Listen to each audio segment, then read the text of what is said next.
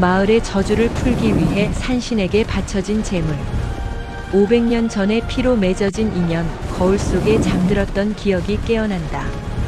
이제는 내가 당신을 지키겠어. 지금 산의 심장이 다시 뛰기 시작한다. 가야산의 핏빛 달의 연가. 가야산의 험준한 절벽 끝, 핏빛 달이 차오른 밤이었습니다. 마을의 저주를 풀기 위해 산신께 바쳐진 제물, 소녀. 연희는 소복 한 장에 의지한 채 차가운 바닥에 주저앉아 떨고 있었습니다. 그때 자욱한 안개를 뚫고 거대한 백호의 형상을 한 산신범이 모습을 드러냈습니다. 그의 황금빛 눈동자는 연희의 영혼까지 꿰뚫어 볼 듯 강렬하게 번뜩였으나 그 안에는 형언할 수 없는 지독한 슬픔이 일렁이고 있었습니다.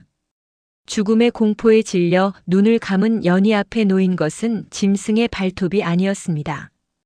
그것은 붉은 비단 위로 화려한 꽃무늬가 수놓아진 정교한 가죽신 한 켤레였습니다. 어느새 인간의 모습으로 변한 범은 비단처럼 매끄러운 목소리로 속삭였습니다. 이 신을 신고 나를 따라오너라. 너를 해치러 온 것이 아니다. 연희는 홀린 듯 그가 건넨 꽃신을 신었고 서늘하면서도 치명적인 그의 향기를 따라 어둠 속으로 발을 내디뎠습니다. 범의 은밀한 거처인 깊은 동굴 안, 그는 세월의 흔적이 묻어나는 무거운 청동 거울을 꺼내 연희 앞에 세웠습니다. 전생의 비망록이라 불리는 거울의 표면이 푸른 빛으로 일렁이자 연희의 머릿속으로 낯선 기억들이 파도처럼 밀려들었습니다. 우리의 인연은 이번 생이 처음이 아니다. 500년 전 너는 나의 유일한 안식처였으며 내가 지켜야 할 전부였다. 범의 목소리는 미세하게 떨리고 있었습니다. 거울 속에는 500년 전의 참혹한 광경이 펼쳐졌습니다. 전쟁의 화염이 산을 뒤덮은 가운데 피투성이가 된 새끼 호랑이를 품에 안고 필사적으로 달아나는 한 소녀가 보였습니다. 그녀는 자신의 손목을 그어 붉은 피를 새끼 호랑이에게 먹이며 그를 살려냈습니다. 연희는 거울 속 소녀의 얼굴이 지금의 자신과 똑같다는 사실에 소스라치게 놀라며 가슴을 억눌렀습니다. 추억의 잔향을 깨트린 것은 날카로운 총성과 매캐한 화약 냄새였습니다. 산신의 심장을 가져가면 영생을 얻는다는 소문을 듣고 찾아온 탐욕스러운 포수들이 산신각을 포위했습니다. 범은 연희를 등 뒤로 숨기며 다시 거대한 백호로 변했습니다. 그는 포수들을 향해 대기를 가르는 포효를 내뱉으며 연희를 지키기 위한 처절한 사투를 시작했습니다. 치열한 전투 끝에 포수들을 쫓아냈지만 범은 다리에 깊은 총상을 입고 바닥에 쓰러졌습니다. 다시 인간의 형상으로 돌아온 그의 옷자락은 검붉은 피로 빠르게 물들어갔습니다. 전생의 기억이 완전히 깨어난 연희는 오열하며 자신의 치마를 찢어 그의 상처를 동여매었습니다. 기억났어요. 그때도 당신은 나를 살리기 위해 스스로 화살바지가 되었죠. 연희의 눈물이 범의 상처 위로 떨어졌습니다. 그들의 애절한 재회를 바위 뒤에서 지켜보던 음산한 시선이 있었습니다. 범의 자리를 빼앗으려는 천년 묵은 여우 묘령이었습니다. 그녀는 눈부시게 아름다운 여인의 모습으로 나타나 겁에 질린 연희에게 다가갔습니다. 묘령은 매혹적인 미소를 지으며 보랏빛 향기가 감도는 향낭 하나를 건넸습니다. 이 향낭 속에 든 약초가 산신의 상처를 씻은 듯 낫게 해줄 것이란다. 얼른 그에게 바치렴. 그러나 그것은 상처를 치유하는 약이 아닌 실력을 마비시키는 멸신의 독이었습니다. 연희가 향낭을 범의 곁에 놓자마자 그는 참혹한 고통을 내지르며 시커먼 피를 토해냈습니다. 묘령은 본색을 드러내며 등 뒤로 9개의 꼬리를 일렁이며 웃음을 터뜨렸습니다. 가련한 인간 계집아, 내가 직접 내 정인의 심장에 칼을 꽂은 것이나 다름없구나. 묘령은 연희의 손에 차가운 은장도를 쥐어주며 귓가에 대고 잔인하게 속삭였습니다. 이제 끝내거라. 범의 심장을 찌르면 너만은 산에서 내려보내주마. 아니면 이 짐승과 함께 영원히 썩겠느냐? 연희의 손이 미친 듯이 떨렸습니다. 묘령의 간교한 술책과 범의 고통스러운 신음 사이에서 연희는 극한의 혼란과 공포에 휩싸였습니다. 죽어가는 와중에도 범은 피로 얼룩진 손을 뻗어 연희의 떨리는 손을 부드럽게 감싸 쥐었습니다. 그리고는 은장도의 칼끝을 스스로 자신의 심장으로 당겼습니다. 연희야, 너의 손의 끝을 맺는다면 그것조차 나의 축복이다. 다시 너를 만났으니 나는 이것으로 족하다. 범의 처연한 고백에 연희의 눈동자가 강하게 흔들렸습니다. 그녀는 결연한 의지를 담아 칼자루를 다시 고쳐쥐었습니다. 산신각의 고요한 공기를 가르는 날카로운 파공음이 울려 퍼졌습니다. 전생의 비망록을 마주한 이후 연희의 몸은 스스로를 기억해내기 시작했습니다. 그녀가 휘두르는 목검은 더 이상 서툰 소녀의 것이 아니었습니다. 500년 전 백호를 지키던 여전사의 유려하고도 강인한 검술이 되살아나고 있었습니다. 범은 그 찬란한 움직임을 지켜보며 깊은 고뇌에 빠졌습니다. 그녀가 강해질수록 그녀를 노리는 어둠의 그림자 또한 짙어질 것임을 직감했기 때문입니다. 연희야, 이제 그만 산을 내려가거라. 범의 목소리는 칼바람보다 차가웠습니다. 갑작스러운 축객령에 연희의 검이 멈췄습니다. 범은 그녀의 눈을 피하며 말을 이었습니다. 너의 전생은 이미 끝났다. 이곳은 신과 요괴의 전장이지 내가 머물 곳이 아니다. 범은 그녀를 지키기 위해 모진 말을 뱉었지만 떨리는 그의 손끝은 연희를 향한 애틋한 연정을 숨기지 못했습니다. 한편 가야산 자락의 마을은 기괴한 기운에 휩싸였습니다. 젊은 사또로 변신한 여우 요괴 묘령은 마을 광장에 사람들을 불러 모았습니다. 그녀의 손가락 끝에서 흘러나온 보랏빛 연기가 마을 사람들의 눈을 붉게 물들였습니다. 산신이 노하여 마을의 역병을 내리려 한다. 우리가 먼저 산신각을 불태우고 그 짐승의 목을 쳐야만 살 길을 찾을 것이다.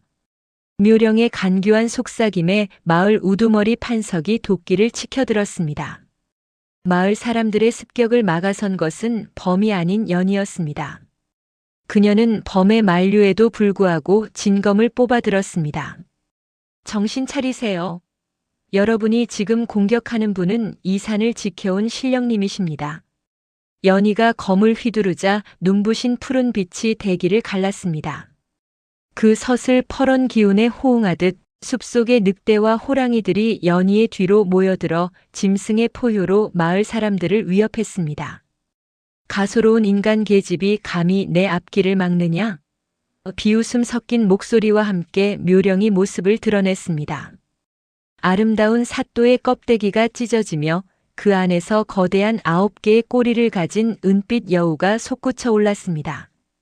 묘령의 눈동자는 살기로 가득 찼고 그녀가 내뿜는 요기가 온 산을 뒤덮었습니다. 연희는 그 압도적인 위압감에 숨이 막혔지만 검을 쥔 손에 더욱 힘을 주었습니다. 묘령의 날카로운 손톱이 연희의 심장을 노리고 쇄도했습니다. 그 찰나 거대한 백호로 변한 범이 연희의 앞을 가로막았습니다. 묘령의 발톱은 연희가 아닌 범의 가슴팍을 깊숙이 파고들었습니다. 선혈이 하얀 눈 위로 흩뿌려졌습니다. 범은 고통 어린 신음을 내뱉으면서도 연희를 등 뒤로 감추며 끝까지 그녀를 보호하려 애썼습니다. 범이 쓰러지자 묘령은 연희의 정신을 파고드는 환상을 심었습니다. 환상 속에서 전생의 연희는 피 묻은 칼을 들고 범의 목을 겨누고 있었습니다. 보아라, 너는 전생에도 저 짐승을 죽이려 했던 배신자였다. 너의 손은 이미 그의 피로 더럽혀져 있지. 묘령의 간악한 웃음소리가 연희의 머릿속을 헤집어 놓았습니다. 연희는 머리를 감싸 쥐며 절망의 나락으로 떨어졌습니다. 극한의 슬픔과 분노가 연희의 안에서 폭발했습니다. 가야산의 정수가 응집된 산의 심장이 연희의 영혼과 공명하기 시작한 것입니다. 그녀의 몸에서 뿜어져 나오는 황금빛 에너지가 주변의 모든 것을 파괴하며 폭주했습니다. 아! 연희의 비명과 함께 산 전체가 요동쳤습니다. 힘을 제어하지 못한 연희의 눈은 초점을 잃고 핏빛으로 변해갔습니다. 연희가 힘의 폭주로 소멸하려는 찰나 범이 그녀를 끌어안았습니다. 그는 자신의 신격을 상징하는 영롱한 구슬을 스스로 깨뜨렸습니다. 실력을 포기하고 평범한 인간이 되는 대가를 치러 연희를 구하려 한 것입니다. 빛이 사그라들고 신의 기운을 잃은 사내가 된 범이 피투성이가 된 채 연희의 품에 안겼습니다. 연희는 정신을 차리고 그를 부둥켜 안으며 비로소 진정한 결의를 다졌습니다. 이제는 그녀가 그를 지킬 차례였습니다. 실력을 잃고 평범한 인간의 몸이 된 범은 매일 새벽 연희와 함께 산을 올랐습니다. 서툴지만 강단 있는 연희의 몸짓 하나하나를 교정해주며 범은 자신이 가졌던 마지막 비술과 검술을 전수했습니다. 연희야, 내 검 끝에는 미움이 아니라 지키고자 하는 마음을 실어야 한다. 그것만이 진정한 강함이다. 범의 낮은 목소리가 새벽 공기를 갈랐고 연희는 땀방울을 훔치며 그의 눈을 똑바로 응시했습니다. 이제 그녀의 눈빛에는 두려움 대신 결연한 의지가 서려 있었습니다. 깊어가는 밤, 두 사람은 낡은 서책을 사이에 두고 마주 앉았습니다. 범은 연희의 손바닥 위에 신비로운 문양을 그리며 비술의 흐름을 가르쳤습니다. 내 실력은 사라졌으나 가야산의 기운은 여전히 내 혈관을 타고 흐르고 있다. 범의 손길이 닿는 곳마다 뜨거운 열기가 피어올랐습니다. 연희는 자신을 바라보는 범의 애틋한 눈빛 속에서 그가 포기한 신격보다 더 거대한 사랑을 느꼈습니다.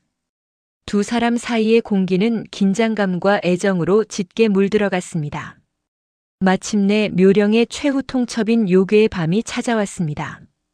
보름달이 핏빛으로 물들자 숲속 어둠 사이로 수천 마리의 요괴들이 기어나오기 시작했습니다. 마을 사람들은 공포에 질려 비명을 질렀습니다. 묘령은 공중에 떠올라 광기 어린 웃음을 터뜨렸습니다. 가련한 것들, 신을 잃은 산에서 너희가 할 수 있는 것은 죽음뿐이다. 오늘 밤 가야산을 인간의 피로 적시리라. 묘령의 9고리가 하늘을 찌를 듯 휘둘러지며 요기를 뿜어냈습니다. 혼란에 빠진 마을 사람들 앞에 범이 당당히 나섰습니다. 더 이상 신령의 광채는 없었지만 그의 존재감만으로도 장정들의 동요가 멈췄습니다. 모두 무기를 들어라. 우리는 도망칠 곳이 없다. 이 산과 가족을 지키고 싶다면 내 지시에 따라라. 범의 단호한 외침에 판석을 비롯한 마을 사람들이 정신을 차리고 대열을 정비했습니다. 범은 인간의 전략과 통솔력으로 요괴들의 파상 공세를 막아내기 시작했습니다. 연희는 요괴들의 물결 한가운데로 뛰어들었습니다. 범에게 전수받은 검술은 화려한 나비처럼 대기를 수놓았습니다. 푸른 안개처럼 피어오르는 요괴들을 베어 넘기며 그녀는 묘령의 본체가 숨겨진 망각의 늪으로 향했습니다. 당신을 믿어요. 당신이 나를 지켰듯 이제 내가 우리 모두를 지키겠어요. 연희의 검이 빛날 때마다 요괴들의 비명이 산천을 울렸습니다. 그녀는 오직 범의 가르침만을 되새기며 어둠을 뚫고 전진했습니다. 전장의 한복판, 범이 위기에 처한 순간이었습니다. 거대한 요괴가 그를 덮치려 할 때 범의 뒤로 눈부시게 하얀 백호의 형상이 거대하게 솟구쳐 올랐습니다. 그것은 사라진 실력이 아니라 산을 지키고자 하는 범의 의지가 형상화된 영혼의 외침이었습니다.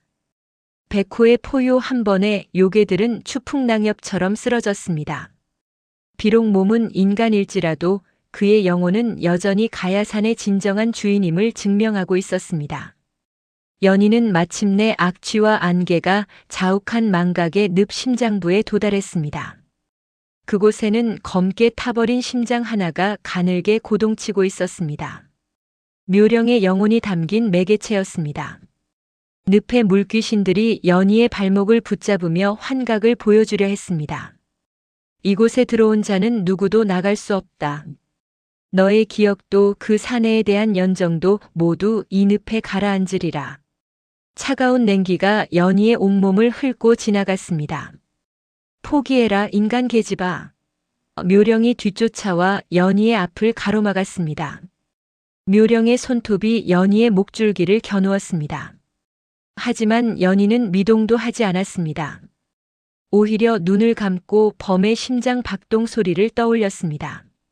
나를 믿어라, 연희야. 환청처럼 들려오는 범의 목소리가 그녀를 깨웠습니다. 연희는 묘령의 공격을 아슬아슬하게 피하며 자신의 모든 기운을 검 끝에 집중시켰습니다. 이것으로 끝이다. 연희가 비명과 함께 검을 내리꽂았습니다. 날카로운 검신이 묘령의 검은 심장을 관통했습니다. 심장이 부서짐과 동시에 묘령은 비명을 지르며 재가 되어 흩어지기 시작했습니다. 요괴들로 가득했던 밤하늘에 서광이 비치기 시작했고 늪을 뒤덮었던 어둠이 썰물처럼 빠져나갔습니다. 연희는 무너져 내리는 묘령의 잔해 속에서 멀리 전장에서 자신을 부르는 범의 목소리를 들었습니다. 전쟁은 끝이 났습니다.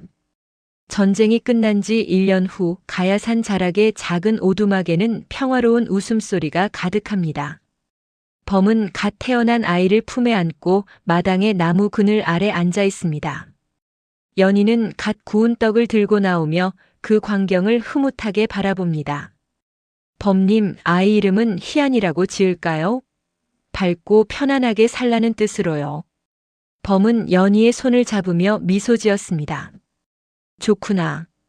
신의 이름보다 아비라는 이름이 이토록 가슴 벅찬 것인지 예전엔 미처 몰랐다.